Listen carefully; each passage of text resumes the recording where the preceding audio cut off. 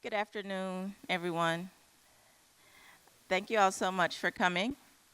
My name is Candace Stewart. I am Senior Director of External Affairs and Business Operations for the Memphis Grizzlies. Um, I want to welcome you all to our community conversations today. It's titled Local Elections Matter.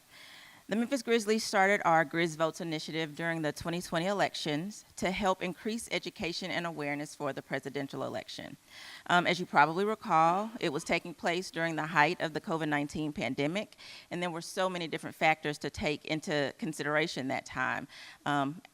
Absentee ballots and the ability to access those, the needs of poll workers to make sure that we had adequate locations to cast our ballot, people's just general fear of going outside and being around large numbers of people as they waited in line to cast their ballot.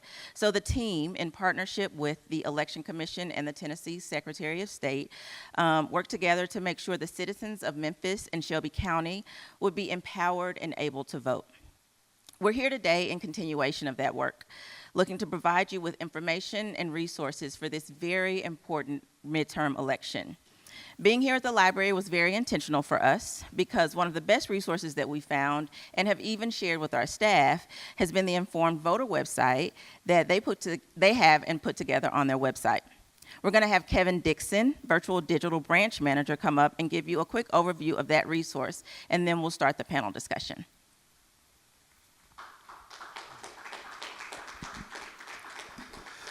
Thank you, Candace, and thank you to the Grizzlies Foundation for having this event here at the library. Libraries are an open and welcome place, and we are all about open and equitable access to information to help the community make an informed decision about many aspects of their lives. And one of the resources that we have for that goal is this Meet the Candidates page. And this started, the idea formed at another midterm election, 2018. And that was a point in time when I think many people were looking to further engage themselves in the voting process.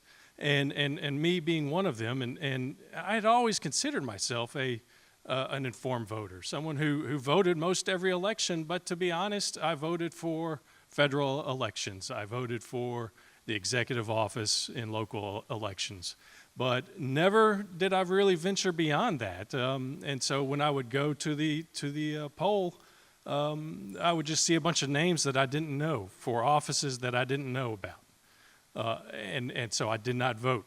And that's the story for many people in this community. So I thought, well, let me start looking into this. What offices are we responsible for electing? What offices are we responsible for knowing about? And so I started looking into that just for myself. And since I manage our library's branch that you can access online at any time, I started toying with the idea of let me do the research for much of this information, and then I'll just put it on here for anyone to see. Because as I was going around looking for candidates, like these websites and these Facebook pages, they're all very temporary, and like the search engine optimization hasn't been really built up yet. They can be very hard to find for an amateur web searcher. I've been working at the library for 25 years, and it's hard for me. I mean, that's what I do. I search for stuff. So I was like, hey, let's just at least put a place where we link to the Facebook page and the website of all of these candidates, so that you can just begin to understand who it is that you're responsible for voting for. And so that's what we've done here. And as you see, it's broken down by the different sections for each. We've done this for every election since the midterms of 2018. And we have it, each district, you can pull up a district map. We link to the various office websites that you're voting for. And as I've mentioned, the links to Facebook and website pages, if we can find them. And then we post it up there. And so to find this, you just go to our webpage. Let me pull that up. And from our homepage, you'll see a link down here for Meet the Candidates. See the voting stickers? That's what we all want to get on Election Day. We want to get those voting stickers, and we want to have been informed about all the various offices that we're responsible for voting for, especially this ticket, because it's very large. And that's what we're here for. So I'll go ahead and hand it back over to you, and we'll get on with the show. Oh, yeah, get it back. There you go. And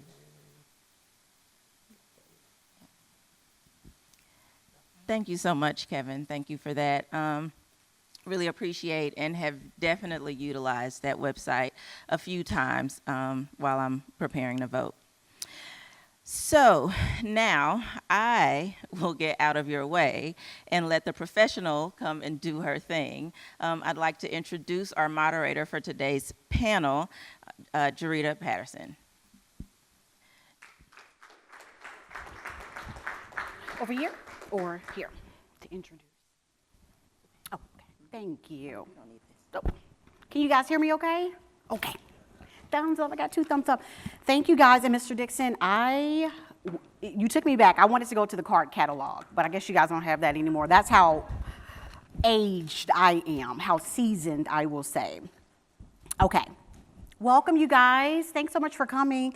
This is important. This is huge, okay? So we are happy to have you. We have some very informed panelists that we definitely want to introduce you to. Let's go ahead and get to it. Let's go ahead and introduce Mr. Van Turner. Mr. Van Turner, okay, these are long bios, which I love because we're really going to get into who your panelists are. Commissioner Van D. Turner is a partner in the law firm of Bruce Turner PLLC, where he practices in the areas of personal injury and civil litigation, business transaction, and estate planning. Before joining Bruce Turner, Attorney Turner practiced law with Butler Snow PLLC and served as an attorney for the Memphis City Schools. Mr. Turner also served as a judicial law clerk to the Honorable Samuel Hardy Mays Jr., federal judge for the District Court in Memphis, Tennessee. Attorney Turner was elected as a Shelby County Commissioner in 2014 and re-elected without opposition in 2018. His district includes Hickory Hill and Southeast Shelby County. Commissioner Turner served as chairman of the Shelby County Board of Commissioners from 2018 through 2019. I'm gonna go through just a little bit of this, okay? You guys, he is a proud graduate from Morehouse College in Atlanta, a proud HBCUer, Georgia, Atlanta, Georgia, of course, and also with Phi Beta Kappa. He served as an English teacher in Japan for 2 years. Any Japanese? Can you share with us? Yeah. Namai wa nan desu ka? I See? just asked you what your name is. Okay.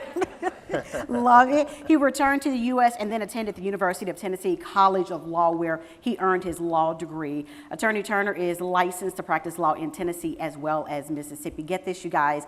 He is married to his junior high sweetheart. They met at 14 years old. Miss Tamara Turner, a guidance counselor with the Shelby County Schools. And they have 3 wonderful children, Malik, Masai, and Malia. This is Mr. Van Turner. Thank you. Next up, we have, let's see. These are the Gibson Girls, okay? We have 2 Gibson Girls here. You want to start with, who wants to go first here? Who's in the middle? You're in the middle? Miss Shanae here. Okay. Miss Shanae Gibson is a Bluff City transplant, loves her adoptive home as if she were Memphis born and raised. Before joining Just City, Shanae worked in multiple Memphis area nonprofits focusing on addressing social economic inequality and racial injustice impacting local families. Through counseling her students and families, she witnessed disparities in the Shelby County justice system. Now, Shanae serves as our Court Watch Coordinator, where she focuses on advocacy, on accountability for our elected officials, and sharing insight to courtroom proceedings. Transparency, transparency, transparency. That is crucial. Our last Miss Gibson lady, round of applause. Okay. Miss Tanera Gibson. You guys, look at this. Look how long her resume is. Impressive. Okay. Miss Tanera is a native Memphian who focuses on employment law, municipal law, healthcare, liability, and commercial and business litigation. She received a BS in computer science from the University of Memphis prior to graduating from the University of Memphis Cecil C. Humphrey School of Law in '08. Ms. Gibson has extensive trial experience and significant experience in conducting investigations and presiding over administrative matters. She's currently president of the Memphis Bar Association and is an active member of the community and maintains a solid pro bono practice. So you're really going to get an insight into the judicial races, of course, which is extensive if you have not already voted. So this is, again, very, very impressive. Okay. We're in the middle, as you already know, of early voting for midterm elections, and that includes a lot of local offices. Local elections, historically, they don't draw a lot of attention, which is why we are extremely, extremely excited to have you here. Voters don't come out for various reasons, but we are hopeful that if we can get through some of this information, because it is a lot, understandably, but we can really help show how important it is to vote, not just every 4 years when there is a presidential election at the top of the ballot, but each and every time the polling booths are open. Folks, words you're going to hear over and over again, and that is educating, encouraging, as well as empowering, okay? This principal election cycle has a ballot that is historically long, and it has a lot of different offices and referendums to decide on. But again, this is your chance to really share your voice. This is your power. Each of today's dynamic and knowledgeable panelists has information to provide to help navigate some of those decisions before you head to the polls. We're going to get, again, right to it. We're going to start with Mr. Turner, who, of course, is president of the NAACP, National Association of, what did I just say? National Association. I know, I'm getting ready to say NABJ. We have a National Association of Black Journalists here, and that's like fresh on my mind. But National Association of the Advancement of Colored People, correct? Is that, we just go by NAACP, is that okay? NAACP is perfect. There's a history of working on election-related issues, and as president of the Memphis chapter, what are the top issues that you would like people to be aware of as they head to the polls for this upcoming election? I know you've voted because you're proudly wearing your sticker. So what are some of the issues you've seen or heard? Well, I appreciate the question, and I appreciate the Grizzlies for putting this on. You over there? Grizz votes is certainly something that is needed, and we appreciate it. So I just voted. I wanted the experience before I came over. I think that was suggested, and so I went ahead and did it. Yep. And so essentially, I went to Anointed Temple of Praise, or ATOP, and I hit a line. I was told that there was no line, but when I got into the voting precinct, there was a line. And so one of the representatives came out and said, hey, it won't be too long. It'll be about 15 to 20 minutes, but don't leave. Because right then and there, we didn't want people to turn around. And so we got in and we were able to vote. I was able to get through the ballot pretty quickly as an attorney. I knew the judges. Gotcha. And that's really the holdup for this election. People are trying to figure out the judges. I kept some of the sample ballots that I wanted to discuss as we got further into the conversation. But these ballots are ballots that individuals pay to get on. So if you're a good candidate, but you don't have the money to get on this ballot, then some of the voters may never know you. If you're a judicial candidate, but perhaps not the best judicial candidate to be on the bench, Tanera, and we want good judges on the benches, this may be lost in this election because you couldn't get on the ballot, you couldn't pay the money. But I was able to vote. I came out, and there's a barrage of people before and after that are going to run up to you and just hand you all kind of paperwork, and they're going to ask you how did it go when you finish voting. So the best thing that I can say is pack your patience. Bring water in case you're outside at all for a number of for any time. Also, I would say have your plan together. And I want to appreciate the Shelby County Voter Alliance because they're encouraging individuals to have a plan. Download it early, get to it early. One lady said, I don't want any ballots. I don't want any of them. I've already printed off the ballot. I've gone through it, and I have my plan. So I was very proud to see that. that she already had a plan before she got there. So, you know, as I stated, be patient, have a plan before you go, make sure you're hydrated. If you're helping out individuals, make sure they're okay and are able to wait for a period of time before you get in to vote. And make sure that when you are casting your ballot, if any of the positions are in red, that means you didn't vote. I missed a position and had to go back and hit it to take it off red. And you got to tap it twice to cast your ballot. You can't tap it and leave. You got to hit it twice. It's going to cast your ballot. Then you got to confirm that vote. And then your card will pop out and you hand the card back to the election Because person. when you're going in and you receive one of those, some people Yeah. just think that is who I have to Right. vote for. But those are just those that paid, right, to be on Right. this. Okay. Yeah, and there are good candidates on here. Absolutely.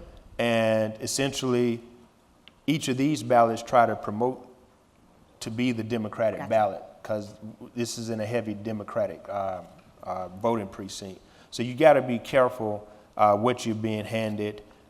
Both of these ballots speak to the referendum, so you got to be careful about that as well. And they don't say what you vote on, they just say vote yes for the amendment, but they don't tell you what you're voting yes on. So you really got to be careful and do your research, and these are good guides, but you can't totally rely on what you receive at the polls. Gotcha. Okay, so let's talk about when it comes to everyday voters are not really going to understand the judicial races and those that are running for the different, you know, the judgeships. With the Memphis Bar Association, Ms. Gibson, what has been done to help people sort of better understand and to kind of solve that very convoluted situation? Right, so most people, if you're lucky, never have to encounter a judge. And so it means you've never been sued, you've never had a criminal issue. Unless you have judges who are friends or in your family, you just don't encounter them. There's no reason to know who they are, what they're doing. They don't have a big platform. And in Shelby County, judicial races are nonpartisan, so you won't see one party, you know, pushing really hard, or at least you're not supposed to see pushing really hard for one judge or the other, or pushing their particular candidate. And so what we do every 8 years, every judicial election, we put out a judicial poll, and it's to every registered lawyer in Shelby County. And it asks, you know, before the poll goes out, we give every judicial candidate, candidates for the clerk's races, the positions that touch the legal profession, an opportunity to present biographical information, to, you know, kind of put themselves out there and educate the lawyers who may not know them, because it's a big ballot for us too, sort of. The poll is pretty long for us as well, and not all of us know all of the judges. For instance, we have transactional lawyers who may not know the judges, but we know enough about the practice of law and the interplay between our, you know, litigators and transactional work and the way it works together, and the importance of who's on the bench and who has mastered the law, to take the information that we're given and to process that and to make a choice. And so once the candidates, you know, provide their biographical information, we issue the poll. Our executive director and you know, one of our staff members, Kelly, they're great job of putting the poll together for us this year. We issue the poll and give the lawyers about a week to respond to it. And it's pretty simple.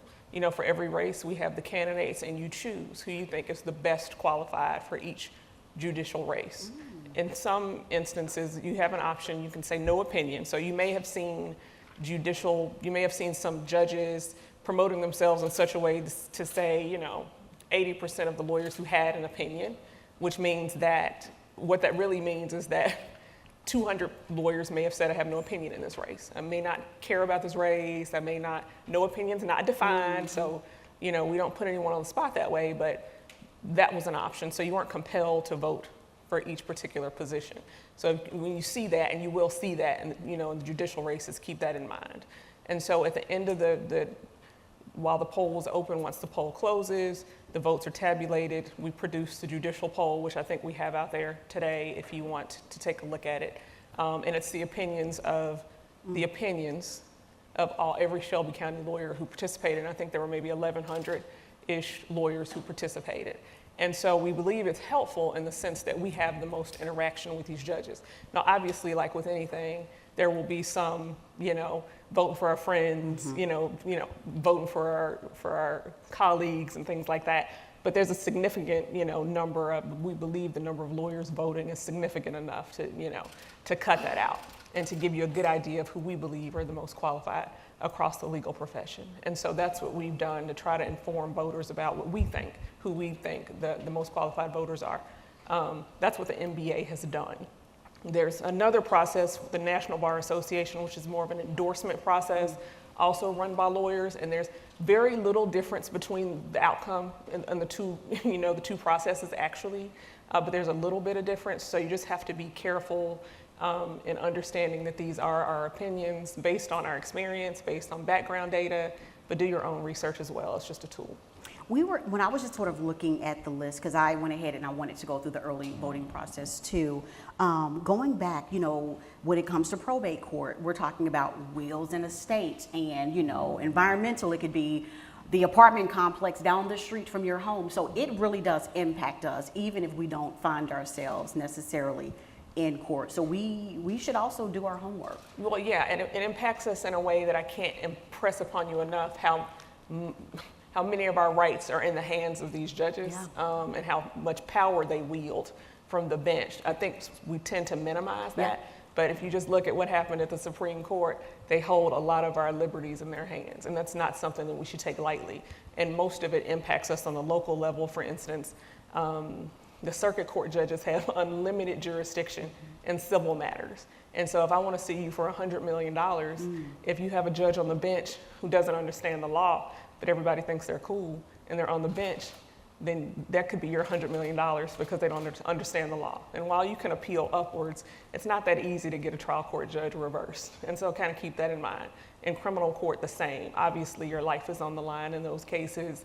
Environmental court, if you have a property that's blighted, if you have a judge who doesn't particularly understand the law, your property could be taken, it could be condemned. You might have a judge who's not willing to work with you. You just don't know, and these are things that you have to understand. Judges have a tremendous amount of discretion in many, many cases. And so while you might say the law says A, B, C, and D, what you don't see is the E, and there's a lot of judicial discretion that can change the A through D. So you absolutely have to do your homework. But you mentioned Supreme Court because that's also on the ballot, whether you want to retain or replace. Right. Because from there, if you decide that you want to replace, and that's the governor who will then assign someone else. Well, so there's a lot on the line. Well, there is. I'll actually mention the U.S. Supreme Court. So we have, gotcha, okay. Right, but we have a state Supreme Court, and those judges are appointed. They're not elected. The Court of Appeals is appointed, not elected, but we do have to vote to retain them.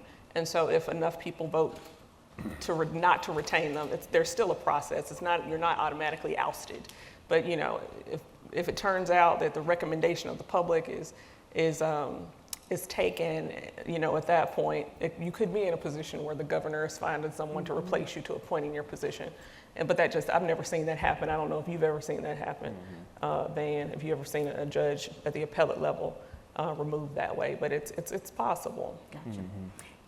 When we were talking about just with the criminal, court system, with Just City in particular, you guys are really working on the restoration process, because a lot of people think, I'm out of luck. I can no longer vote, but that's not always the case.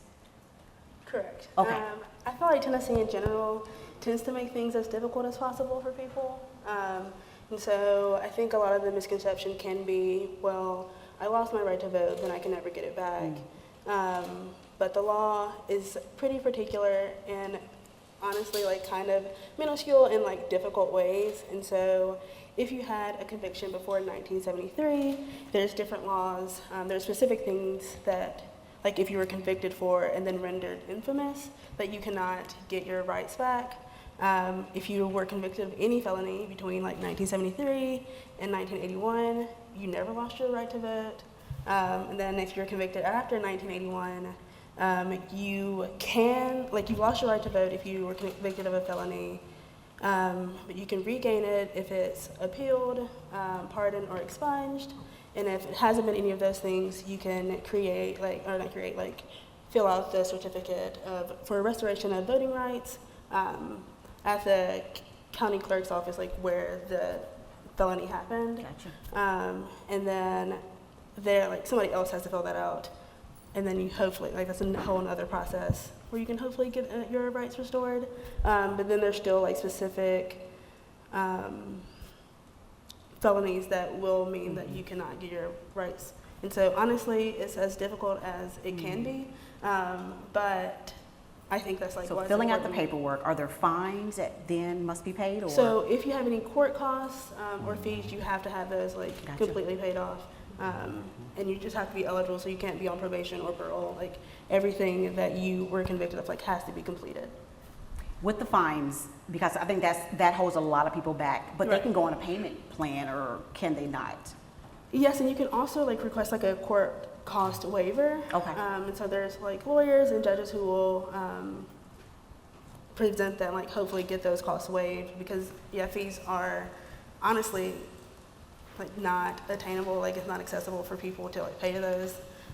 Saw someone have like a DUI from 11 years ago, but then his fees are $10,000 just because of like late payments and like late restitution. And so there are more lawyers who are like willing to do like pro bono things to like get their costs waived. Gotcha. Let's talk about some of the referendums, on the ballot. Any information, any guidance you guys can share, guys and gals can share? Well, I'll take that. And to Tanera, my evidence professor in law school, Penny Jo White, was on the Supreme Court, but she was recalled. They ran a campaign against her. Wow. She was not retained because they felt she wasn't tough enough, I think, on the death penalty, or Wow. they didn't like her stance on abortion at that time. So I was just thinking that through. On the referendum, so the NACP, the executive committee of the NACP just 2 days ago took a position against the referendum to extend term limits to a third term. And so we're actually speaking on that, I think, at some point tomorrow. The term limits were implemented when Dr. Harrington, who was the first African-American elected mayor, was in office, and he had been elected 5 times. He didn't finish his 5th term. Had he completed the 5th term, that would have been 20 years, I think. He left at about year 17, 18.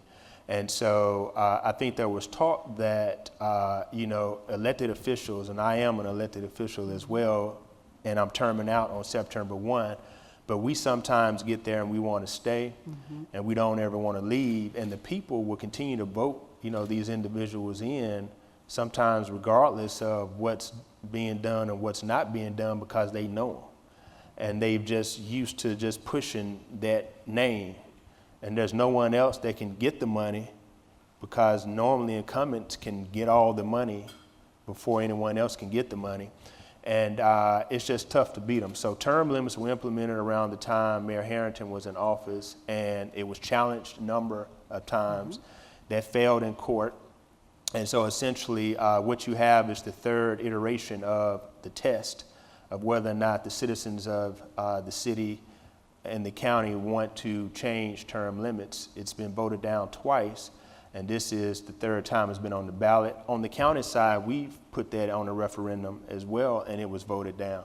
So the voters in this community have spoken to this issue at least 4 times, and they've stated each time that they are in favor of term limits. And so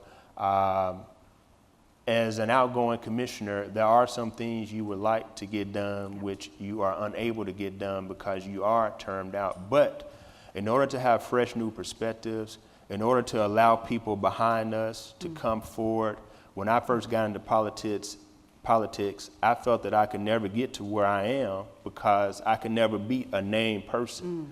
These are folks that have been voted in office for 20 years. So how could I, a newbie, try to beat them out and nobody knows me?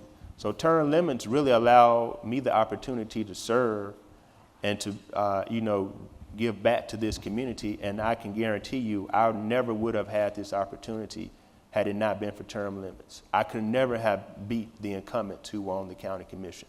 So there is value in term limits. There is value in perhaps having a millennial be the representative for the millennials and not a baby boom, because you could be out of touch. Those 20 years make a difference. What do you say to those who they'll say, I'm just getting my footing after just my first 4 years, and then my next 4 years, I'm sort of more comfortable in this role. And so there's so much more that they, Right. These offices are not meant to be lifetime offices. You know, you got to get in, and to me, having the 8 years to do what I have to do puts the pressure on me. I don't have time. If I'm going to do something about poverty, if I'm going to do something about education, if I'm going to do something about crime, I got to get in and get it done, and I don't have time. You got 8 years to get it done, and I think, you know, that is ample time. And here's the point. I have a very good successor coming behind me, Erica Sugarman. And so what I am doing is we've already held a joint town hall meeting. I'm passing the torch to her. The county commission is really going to turn majority African-American women. They're going to, you know, run the show, and we only have one black woman on the commission this past go. That was Tammy Sawyer. And so that's really going to be flipped. And so, and I think it's a good thing. I think when I speak to my baby girl, Malia, she's 11, and I say, you know, this could be you. You know, this is just not a man's world. And, you know, you can be on the county commission, be mayor, be congresswoman, and term limits allow that to be a reality, because unfortunately, you know, once you get that taste of the power, sometimes people don't want to give it up. so what do you, in, you know, like an elevator's pitch, what do you say to your daughter again? And can you say it loud for those in the back of the church? For the I'm going to say it loud. Yes, sir. Yeah, term limits are good because it allows those who have been historically excluded from elected office to get the opportunity to serve. Yeah. Because more than likely, if I were to run again, you know, it would have been difficult for someone to come and take me out of office. So essentially, it's good to have term limits. It's good to give opportunities to those who have not been able to serve. It's good to give these opportunities to women, to other folks who have historically been marginalized and left out, because their voices need to be heard. You know, and so that will move the community forward. It won't hold us back.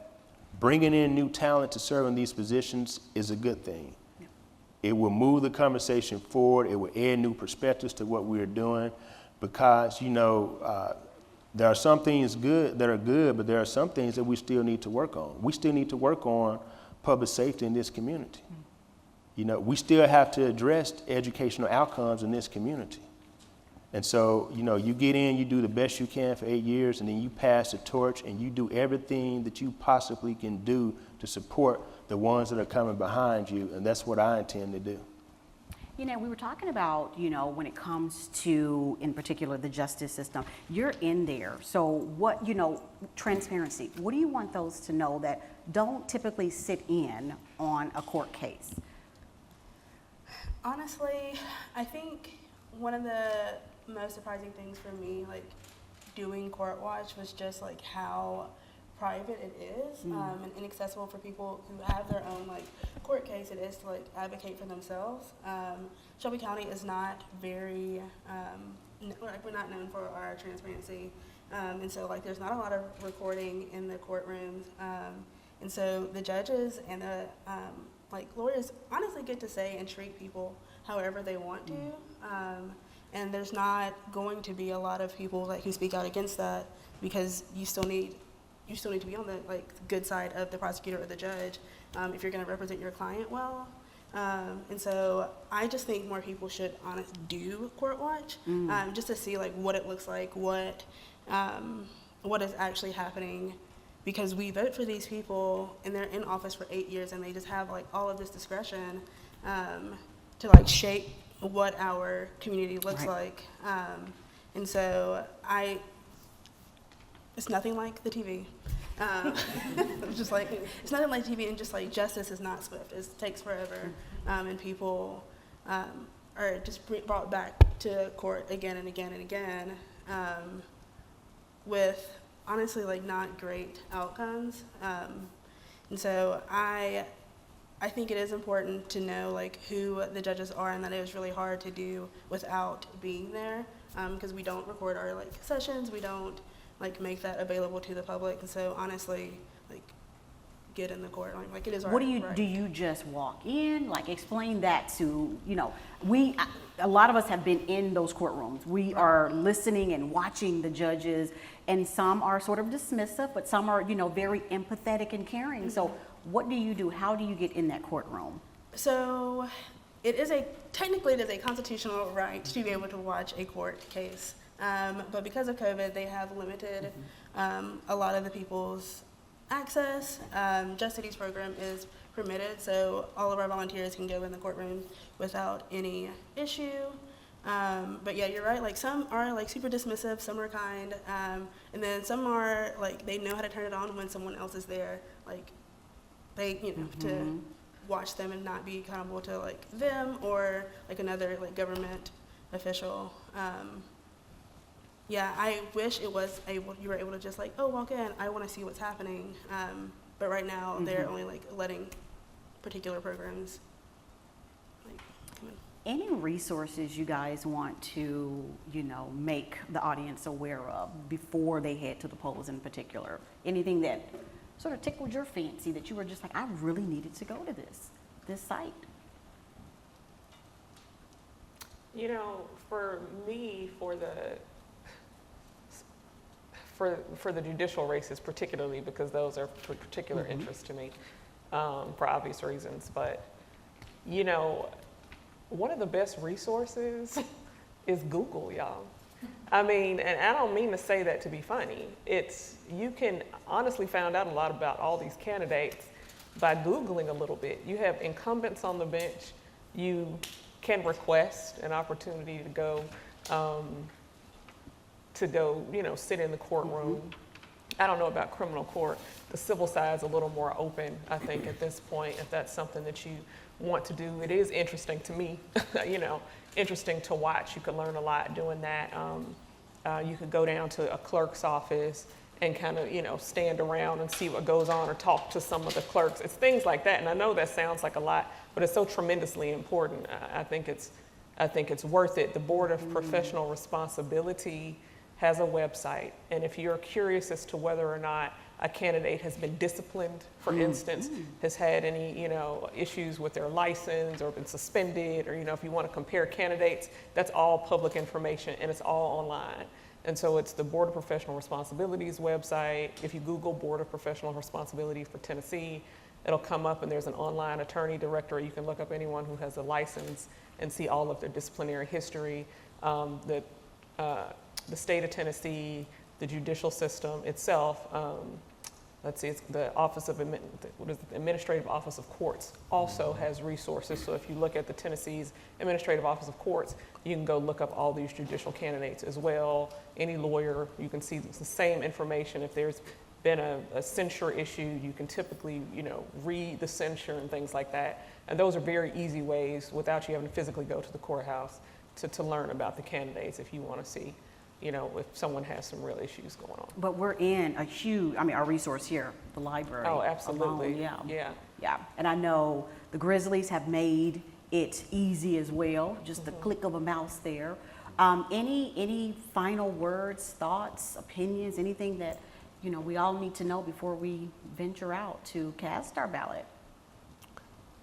Well, I think that I mentioned the Shelby County Voter Alliance. I believe they will have a good, robust website for individuals to really learn about candidates.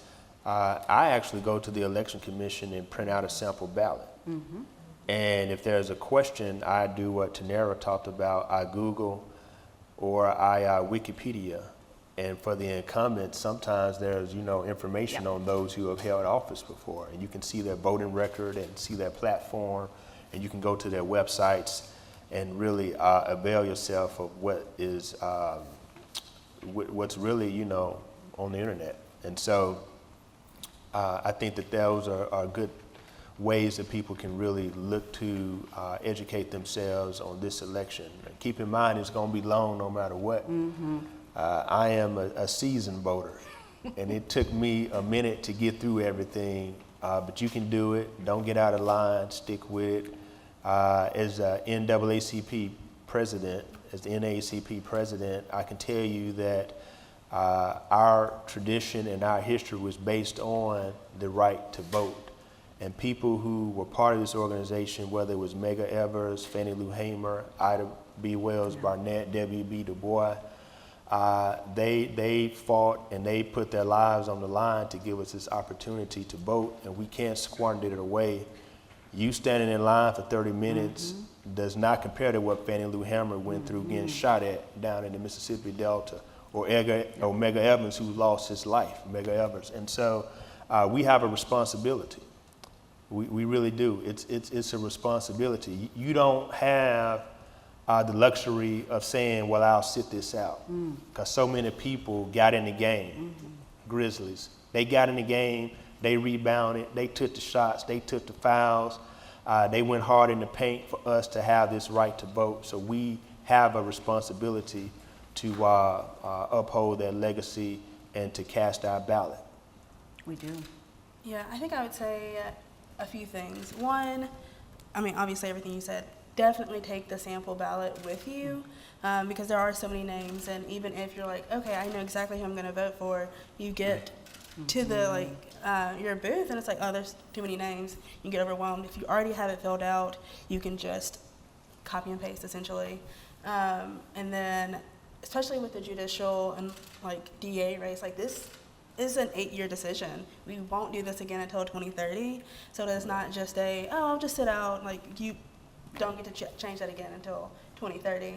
And then the Justice and Safety Alliance created a questionnaire with a lot of the judicial candidates, and asked them how they're involved, what reforms they support, and then what their judicial philosophy is. And I have a few copies of that if you'd like it, just to know who am I voting for, what do they believe. Try to make that as concise as possible. Love it. I guess I'd say the same as them, but I'd say don't skip races if you don't have to. I know it's a lot, but they are all just tremendously important. They are. And to my sister Gibson's point here, it is an 8-year decision. And I don't mean to harp on these other races, on the judicial races, but it's the difference between whether you can get a cost waiver so you can get your right to vote back. That's a judge that does that. How long so your friend might be sentenced for something, fairly or not. That's a judge. There's tremendous power in the bench. And I think people tend to underestimate it because you don't hear about it a lot, but there is. And so just take a little extra time and do the research we talked about. Look for objective resources like the board, like the library, like the administrative office, of course. Typically, if you get ballots and whatnot, it's going to be skewed a little bit by whoever is issuing it. Our poll is just all our opinions. You can take it or leave it. We don't endorse one way or the other, ever, for that reason. And so really try to look for objective resources if you can. It's too important, I think, too important, set of races not to. Again, it's 8 years. 8 years is a long time. I think just when I went, when I just being prepared, I had a confidence. But it's you have the judicial definitely, but you also have school board, you guys. Those, that impacts our children. You have representatives. Who's going to go to Nashville and represent me and my community? So you really owe it to yourself, you owe it to your neighbors, you owe it to your children to really do that research. I think we kind of overlook the school board, but there are so many races that are just so impactful, and they mean so very much, again, to ourselves as well as to our families. So when you look at everything beforehand, you just kind of walk in with just so much more confidence. And like you said, it's a cheat sheet. Just walk in with that, and they allow that. So that's what I took in. So thank you. Thank you so very much. I have final words here. Okay, definitely want to thank each of the panelists, you guys. You guys were incredible. A round of applause for them. And also, really a standing ovation for the Memphis Grizzlies for curating this event. Each of the audience members for coming out and listening to this very important discussion. We really hope that you learned information that is helpful, information that you will share with others within your network and your community. You can stay for a short reception. Is wine on that No wine? Okay. I tried, y'all. I'm sorry. Okay, don't forget you can vote early in any location, okay, through July 30th and on election day at your polling location. That is August 4th. You want to visit this website. It is grizzlies.com/vote. There you can learn much more about Grizz votes.